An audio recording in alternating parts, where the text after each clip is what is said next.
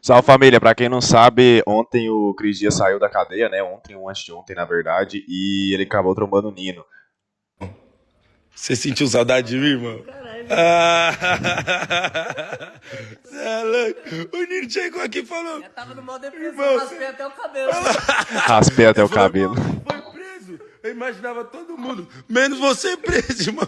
Já tô contando as histórias tudo aqui pro Nino. Irmão, Umas 2 horas só trocando ideia aqui, mano. contando as histórias, o bagulho. Mano, sem desmerecer o Cris Dias, mas quem vê pensa que ele ficou 3, 5 anos preso, né?